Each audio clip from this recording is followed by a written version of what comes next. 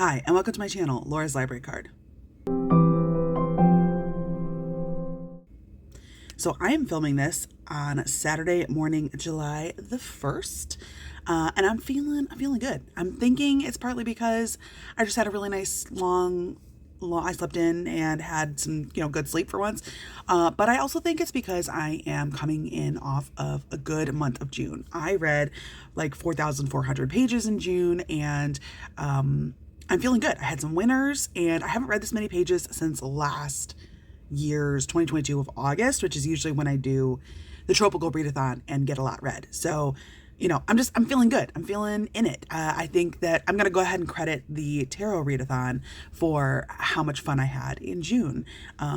Did I make any content around the tarot readathon? No, I did not, but that's okay. So also I'm feeling pretty good because I have the next 4 days off from work. Yeah, I have, July 1st and 2nd are Saturday and Sunday, which I normally have off. I took Monday the 3rd off, and then I have July 4th, Independence Day, off from work. So I was like, what am I going to do with these 4 days, right? I have no plans planned other than maybe go see fireworks. And I actually do think I'm going to go on Monday to my aunt's house, maybe like their county fair or something. I don't know. We'll see. If I do, I'll try to get some B-roll and include it for you guys. But instead, mostly, I just want to read a bunch. I want to relax a bunch. I just want to take it easy. I want to have a little mini baby vacation, a staycation, which I never do. I'd rather go off and explore someplace. So I'd like to read and I'd like to relax. So I probably will be playing some Animal Crossing and watching some TV, but I also have a lot of things checked out from my library and on Kindle Unlimited, so I have a lot of options to dive into this weekend. I have checked out from the library Rafe by Rebecca Weatherspoon, and I want to give her a second chance because I read one of her cowboy books and really was underwhelmed about it. Actually, I think I read that book with my cousin Nicole and we made a video about it. If that's true, I'll put a link up in the cards. But I feel like I've heard good things about Rafe, and also I think it has a companion book called Zenny companion sequel. I don't know. Both of those sound good. I want to read Rafe. That's something I have checked out from the library. I also have the book True Biz by Sarah Novick checked out from the library, and I'm actually halfway through. I intended to finish it in June and it just didn't happen. And it's, I think, technically a YA book, but I am enjoying it, but also it's not holding my attention so much that I cannot wait to finish it. So yes, it is considered young adult, but we shall see. It is super interesting and I might finish that. I also checked out a few different Kindle Unlimited titles. Here's the thing. I have In a Jam by Kate Canterbary, and I've had it checked out from Kindle Unlimited for a minute. I've heard really great things. I just saw Steph at Novelty Corner's mid-year freakout tag, which I probably should film if I'm going. Not that I don't think I've ever done it. I think I've only done it 1 year. I think my first year I did it, and I don't think I did it last year. But it was one of her top favorite books so far from 2023, and I'm like, okay, high praise. So I do want to get to In a Jam. I've been kind of feeling like I want to dip my toes into dark romance. Hi, Editing Laura here. I'm going to make dark romance its own separate vlog, so keep an eye out for that coming soon. Already have started, but back to the 4th of July vlog. Here we go. Hi, hello. It is Saturday afternoon, 4:30ish, and I have spent some time reading today. I've also played Animal Crossing and hung out with Ben. We had lunch, etc., etc.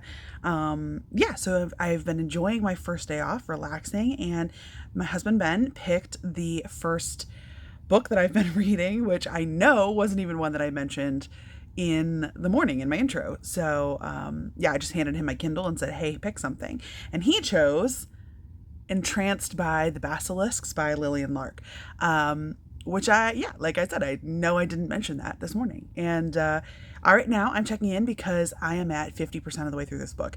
Now, I have read, this is I think the third book in this series. I have read the Kraken one, which was first, and I read the second one. I actually read the second one first, the Gargoyle one. it was the first book in this series that I read, and I really, really liked it. And I liked the Kraken one, maybe not quite as well as the Gargoyle one, but I still really liked them both, which is why I even had this third one, the Basilisks, checked out from Kindle Unlimited. So what I think is interesting is that this is if you can't tell by the cover, this is two guys and a girl. And so the premise for this book is that the woman has been human her whole life, and in the second book, in the Gargoyle book, she is friends with that main female character, and she learns about the world of paranormal, supernatural, magic beings, etc. And so this is, of course, a surprise to her because she did not know that this whole even universe existed. And at the start of this book, she calls it a curse, but like basically something happens to her and she is kind of cursed with these like new powers, and it's very overwhelming and very scary for her. And she's trying to figure out how to manage those, how to get rid of them, etc., etc. And this is where the two guys enter the story because they are there to try to help her with this magic that has happened to her, and romance shall ensue. But here's the interesting part, right? Is I have felt like both book 2 and book 1 were like pretty steamy, right? They were like pretty sexy. There was a lot of tension. There was a lot of fun, casual sex that does lead eventually to relationship, love, deeper romance. And in this one, that really hasn't happened at this 50% mark. The two guys are Ari, and Jasper. And the two of them have had a relationship for a number of years, or have had a secret hookup, casual only, sex only relationship for a number of years. Both of them basically are in love with each other and both like secretly want more, but because politics and world and whatever their status is, it hasn't happened. And when our main female character comes along, this is Amelia, Ari like immediately recognizes that Amelia should be like the third one that will help bring these two together, bring the whole triad together. So at this point in the book, they're like the whole premise and goal is to try to help Amelia with what she's going through. And like there's been some simmering tension happening, but like there hasn't been any on page. I think there's literally only been, there was like a flashback where somebody was remembering sexy times. But otherwise there's been like one kiss at 50%. So I'm enjoying it, but like, and it's not a slow burn in comparison to maybe like your standard. I mean, I guess it is a slow burn because like nothing has really happened and we're at 50%. I think that's about to change. But this definitely feels like a slow burn compared to books 1 and 2 for the series. So I am liking it so far. I feel like I want a little bit more characterization from each of these characters. I think that like, I feel like I've gotten like broad strokes from, no pun intended. I feel like I've gotten kind of like a quick overall glimpses to who they are, but I kind of want to dig a little bit deeper as to who they really are and why this relationship will work. But so far I'm liking it. I honestly sort of feel like, I'm like, all right, let's go. Let's get to it. Like, I don't feel like there's been great emotional development. I don't feel like there's been great character development. There certainly really hasn't been. It's been very low plot. Like it's just been simmering, right? Everything's just kind of like on a simmer, and I'm like ready for it to boil and something to happen. So I will tune back in later with feelings, and hopefully I can finish it. It would be lovely to finish, a book a day over this long weekend, but we shall see. So stay tuned. Guess what happens at like 52%? Spoke too soon. It's basically all sex from 51% to 62%, 63%. So had to wait a bit, but sure got it at a nice big dollop. Hi. Okay, so it is Sunday morning, and I'm checking in because I finished my book, the Basilisk book. I can't remember what the title is. I've gotten it wrong like every time. And it was good. Overall, it was good. I would say the character work got a little bit better. I think that was something that I mentioned in the first update, or the first 50%, is I felt like the character development was needing a little bit more work. And I felt like that ultimately did happen. I think that the actions that we get to see and the reactions we get to see and the personality traits that are revealed later on all make sense. And so I felt like the characters did improve, sort of especially more the guys than Amelia, but that's okay. I was pleased with that. I've been trying to put my finger on why this book is only good and not great. And it's hard for me to figure that part out. I think part of it is that our two guy characters had a relationship before the start of this book for, even if it was only a physical relationship, before the start of this book for like 7 years or something. So I really felt like they were more in sync and knew each other better. And I felt like that makes sense to portray that way on page because they pretty much have just met. I mean, I guess Jasper hadn't just met Amelia, but this is sort of the first time they're interacting, not employer-employee kind of situation. So yes, it was done well to show that the guys knew each other better than they knew Amelia. But that sometimes felt like it introduced this element of the guys are together and then like, who is Amelia? She's like not as important as they are. I don't know. There were great pains taken to show each character kind of acknowledging and realizing that they need the other two characters for this relationship to work, that everyone is equal and they're all mates together. But like, this book suffers from that, from what a lot of romance books do, which is that it only takes place over like a week or two. So it's just really hard for me to feel that the romance was sort of equal or developed well because it's just such a short time frame.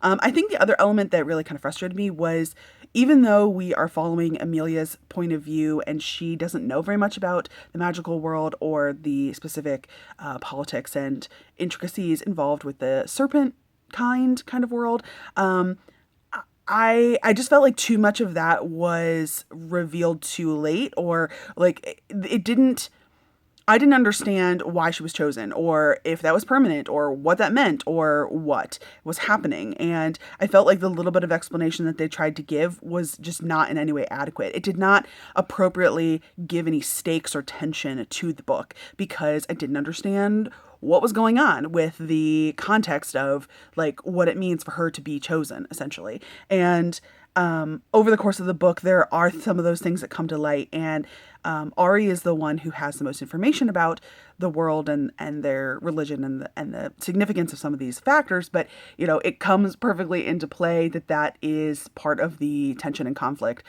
that Ari is the one who is withholding information. But like it was really frustrating to read Ari just constantly feeling like, well, I'm holding back from them, like it's going to be a problem when I reveal all the information that I have. And that is essentially the emotional conflict of the book. And unfortunately, that action of withholding information also leads to consequences for the other characters and Ari as well. And it just, like, I felt like if I, the reader, had sort of been in on some of the information that Ari was withholding, it would have maybe upped the stakes more than just he has information he's withholding.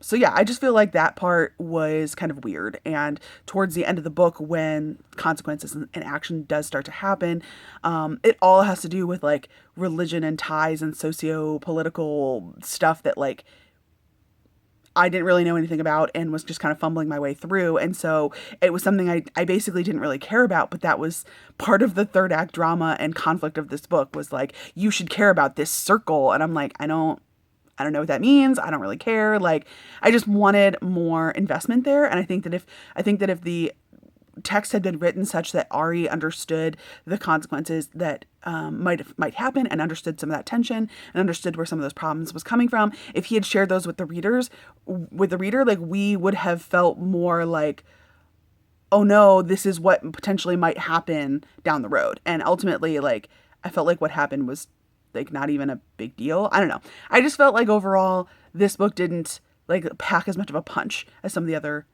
as either the first two. So it's lower in my ratings than the first book and the second book. So it was still good, but it was just kind of like not as good as the Gargoyle or the Kraken book. So I'm sort of leaning towards making this vlog more of just like a Kindle Unlimited reading vlog. So that's what we'll link them, because I think I really want to read In a Jam by Kate Canterbary next. And that doesn't really, as far as I'm aware, have anything to do with or similarities to the Basilisk book I just read. So they're both on Kindle Unlimited. I don't know. I will choose what I read next and tune in with you later. I just wanted to kind of give you my final thoughts on the Basilisk book before I moved on. So, see you soon. Hi, hello. Okay, so it is Monday afternoon. Sorry it's been a second since my last update, but yeah, Sunday I kind of took things easy. I played Animal Crossing. I hung out with Ben. We watched some TV. We have recently restarted watching Avatar, The Last Airbender, and I don't know, I just like took things really chill and was having a lovely day. I did get about 20-ish% of the way into In a Jam by Kate Canterbary the last night before bed, and you know, it was a lot of like setup that first 20%. Ben and I also went to see some fireworks locally Sunday night, so I did take a little bit of footage of fireworks. And so yeah, so then today on Monday was a good day so far. It's been kind of rainy on and off, but and very humid. But I basically like slept in, had a little breakfast, and pretty much had to drive to my aunt's house because she lives like over an hour away. But it was good.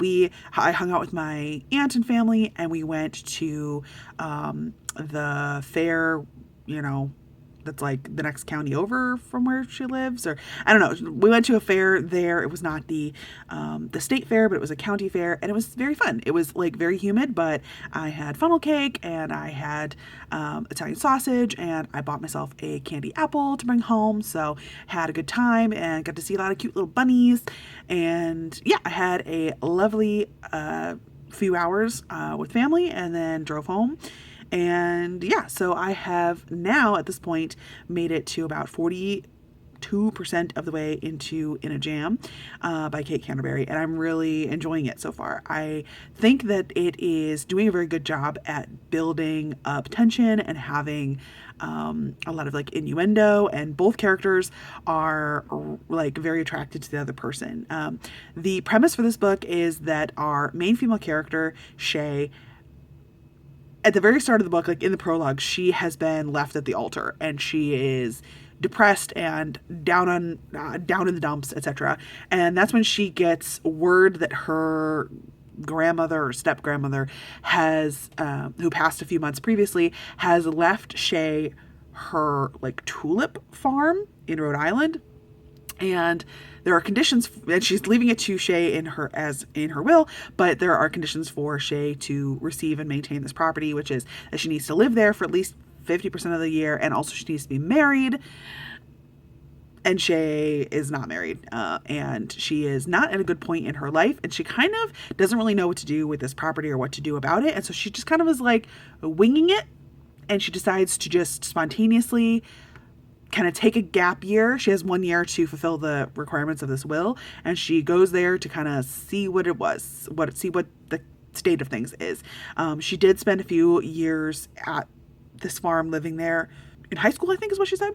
And she runs into someone she knew in high school, who's our main male love interest, Noah. Noah is kind of an interesting ball of contradictions. He was the like kind of fat, unpopular kid in high school, but has really had a nice glow up and is very attractive. And he was desperate to become a lawyer and get out of this small town, but he is now in this small town and very successfully running multiple businesses on this farm that borders the tulip farm. And we learn very quickly, because this is a dual point of view story, that Noah was super in love with Shay back in high school days, and those feelings have never disappeared. So he is super interested in Shay, but he basically seems to resent the fact that that she seemed to like leave after high school or something. I don't know.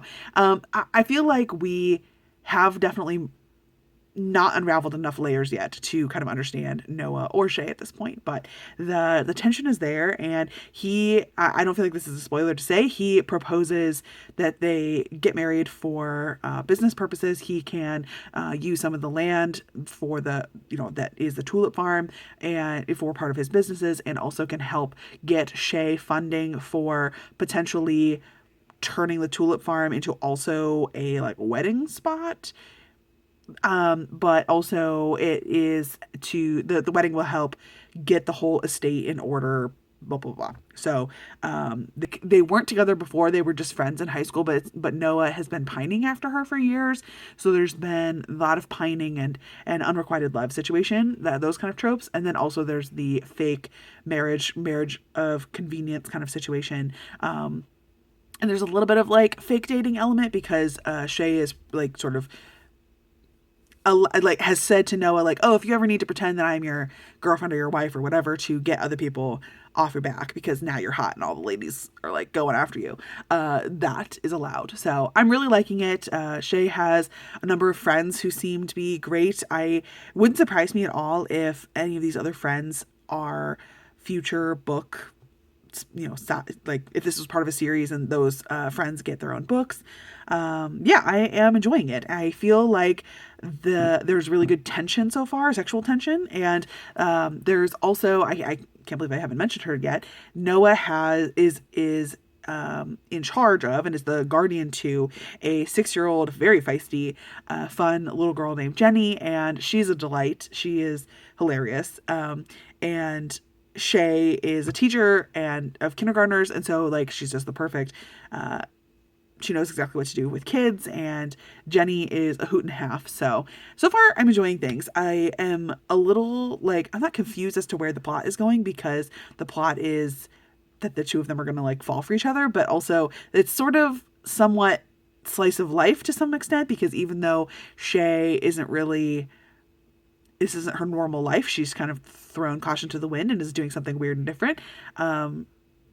It's a lot of just like, here's what my life is like on the farm, here's what my life might look like on this tulip farm kind of a situation. And so far I am enjoying it. I really like how both of them are super attracted to the other and are trying to navigate this, and things are blooming, and I will tune back in a little bit later with a few more thoughts. But so far I'm thoroughly enjoying this, and I'm liking that it is this long, because I feel like I've been reading a lot and I'm only 40% of the way in. So I'm enjoying that it's taking its time, and I will tune back in a little bit later.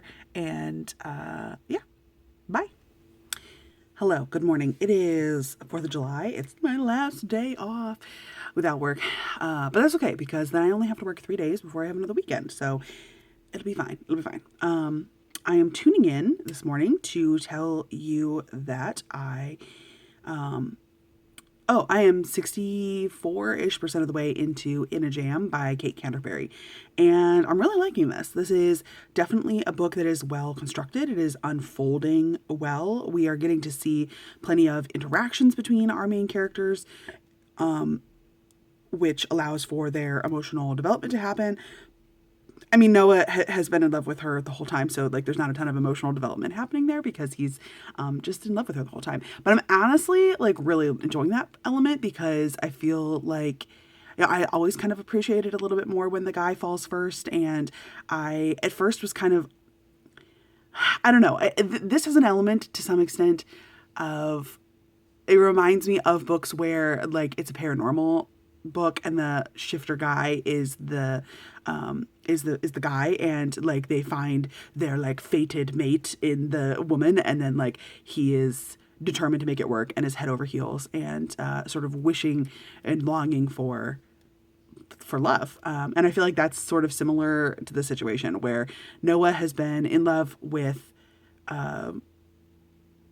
Shay like forever, as far as I can tell, and he has always like wished for more, but basically always felt like he was never worthy of getting it, or like has never allowed himself to really wish for it, because it's like he views it as like probably impossible, which is like just kind of like, aw.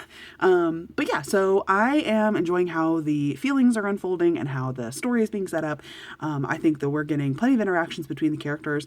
I have been really enjoying the sexual tension that has been building up. I feel like the like building up of that not conflict, but that tension as it just kind of ratcheting it up tighter and tighter was delicious. And I also read a steamy sex scene, which was I was kind of surprised, I would say. I thought it was very good. I just, Noah, it turns out to, be a kind of full of surprises. I think that I think the reason that the sex scene works so well is because, there was dirty talk and it was very it was lovely to read. But also, I think that the other element about the sex scene that really works so well for me is that Noah was so determined for Shay to enjoy it. And also, it was from Shay's perspective. And so she felt multiple times that right when she was thinking, oh, I want this, he would do that. Or right when she would think, oh, I need that, he would do that. And I think that it just made me, the reader, feel like Noah was especially responsive to Shay in a way that is freaking hot. Okay. So that scene was very good in my personal opinion. And I am interested to see where the book is going to go from here. I think I'm kind of wondering what the sort of third act conflict is going to be between them, because I feel like there is a natural timeline sort of built into this book where Shay has to get married and has to fulfill the estate, the will requirements within 1 year. But also she's kind of determined to, she herself has put this mental time frame on her stay in the tulip farm, which is 1 year. But at this point in time, we're not, it's only been 2 months. I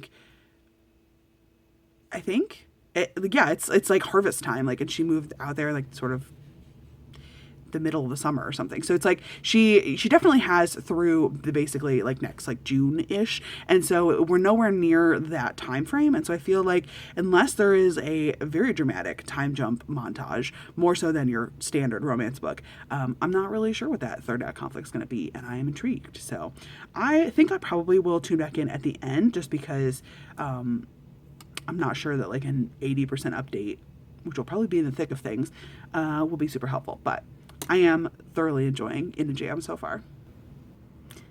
Hi. Okay, so it is dinner time-ish on July the 4th, and I have finished my book. I have finished In a Jam by Kate Canterbary, and it was delightful. It was delightful. I enjoyed the whole reading experience. I felt like it was done super well. I felt like it was a little long at 480 pages. It was a little bit long for a contemporary romance, but I also felt like all of the pages did the work. There was not big chunks of time where I was let's hurry this up. Let's, this section was not needed. I felt like everything was in the book for a reason, and that reason was to flesh out this life and situation and romance between our characters. So yeah, I thoroughly enjoyed it. I don't know what else to really say about it. I feel like there was good development of both Shay and Noah as characters. I felt like there was a little bit more unpacking to happen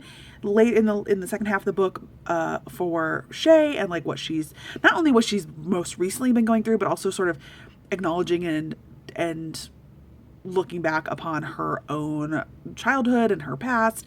I felt like she was really realistic in that regard to kind of come to the conclusions that she did carry some baggage, essentially, and to basically acknowledge that and verbally talk to Noah about all of her feelings was just great. It was great to see.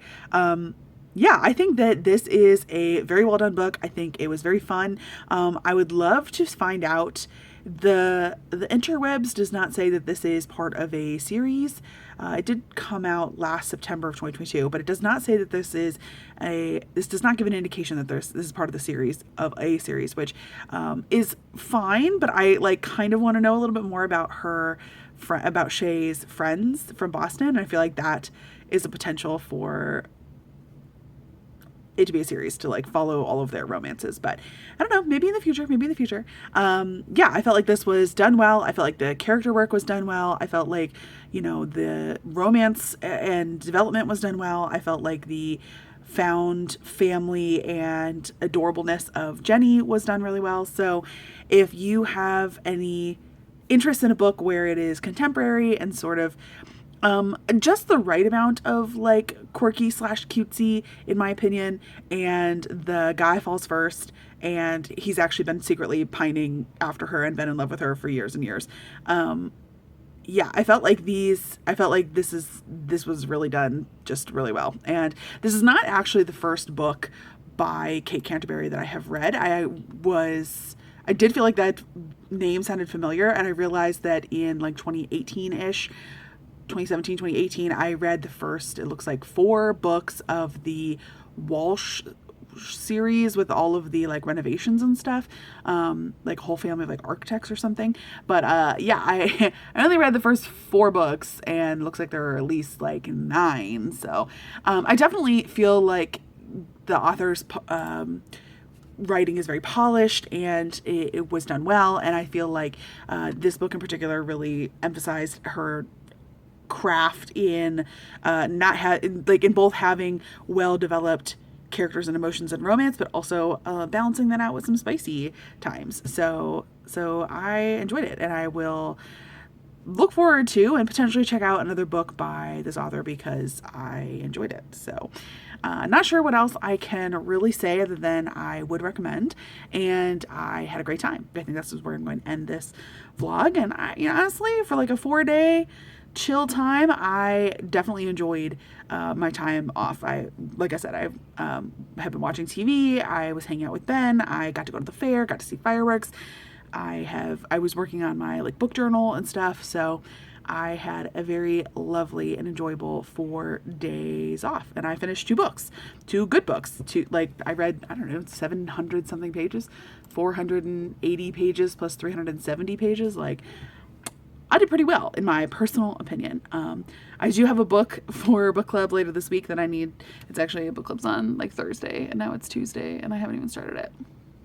That's definitely the book I need to start next. But I'm going to wrap up my vlog here. Let me know if you have any recommendations for where to go with Kate Canterbary, or if you have read either of these 2 books before, The Entranced by the Basilisks by Lillian, Lark, or Energeum. Let me know any of your thoughts, comments down in the comments below, and thank you so much for watching. I will see you next time. Don't forget to like, subscribe, yada, yada, yada, and see you then. Bye.